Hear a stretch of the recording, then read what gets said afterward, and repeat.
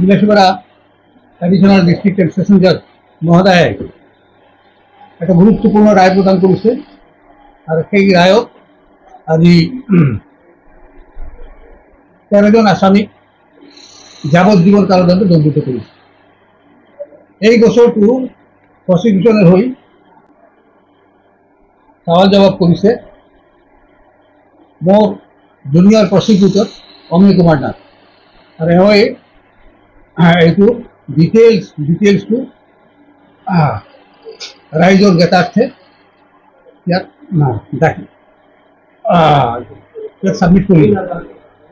এই গোচৰত গুৱাহাটী হাইকোৰ্টত এডভোকেট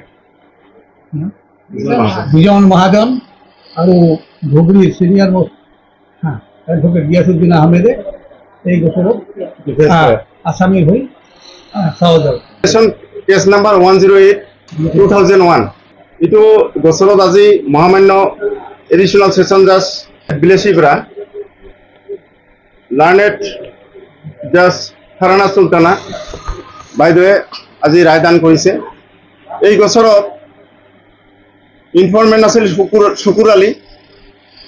যোৱা 23/12/1996 চন 1996 বোৱালকামৰী গাঁৱত বিলাসীপাড়া থানাৰ অন্তৰ্গত এখন বোৱালকামৰী গাঁও আছে। সেইখন গাঁৱত ভূমি বিবাদক কেন্দ্ৰ কৰি এই দুৰ্ঘটনাটো ঘটিছিল।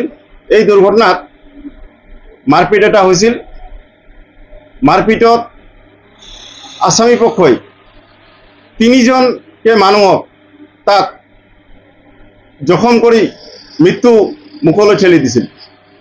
আৰু সেই ভিকটিম 3জন হ'ল ক্ৰমে সাবেদ আলী, মইনাল হক আৰু আসৰুদ্দিন ভিকটিম আছিলে। আৰু সেই 3জনে এই ঘটনাস্থলীতে মৃত্যু হৈছিল। ইয়াৰ পিছত বিলাসীপাড়া থানাৰ আইঅ গুণিন ডেকা এই কেছটোৰ আইঅ আছিলে। তেখেতে পুংখানুপুংখভাৱে এই গোচৰটো তদন্ত কৰি প্ৰপাৰলি ইনভেষ্টিগেশ্যন কৰি এই গোচৰত চাৰ্জশ্বিট দিছিল। আৰু চাৰ্জশ্বিট দিয়াৰ পিছত আৰু আজি শেষত গৈ আজি এই গোচৰৰ ৰায়দান হ'ল। আৰু ৰায়দানত 13জনকে আসামীক যাৱজ্জীৱনৰ কাৰণে কাৰাদণ্ড দিলে। 28 বছৰ হ'ল। এইটো 149/302 আৰু 326 IPC হয়। যোৱা 13/12/1996 বোৱালকামৰী গাঁৱত বিলাসীপাড়া থানাৰ অধীনত ভূমি কেন্দ্ৰ কৰি এটা ঘটনা সংঘটিত হৈছিল। আৰু এই ঘটনাত মুঠ 3জনকৈ ব্যক্তিৰ মৃত্যু হৈছিল। আৰু মহামান্য আমাৰ অতিৰিক্ত সত্ৰ ন্যায়াধীশ আমাৰ ফাৰহানা সুলতানা বাইদেউৰ আদালতে আজি 13জনকে আসামীক যাৱজ্জীৱন কাৰাদণ্ডৰে দণ্ডিত কৰিলে। আৰু এই গোচৰত গোচৰীয়া পক্ষৰ হৈ আদালতত যুক্তি দৰ্শাইছিল আমাৰ অমিয় কুমাৰ নাথ। আৰু আসামী পক্ষৰ হৈ যুক্তি দৰ্শাইছিল গুৱাহাটীৰ বিজন মহাজন আৰু ধুবুৰীৰ জ্যেষ্ঠ অধিবক্তা গিয়াসুদ্দিন আহমেদে।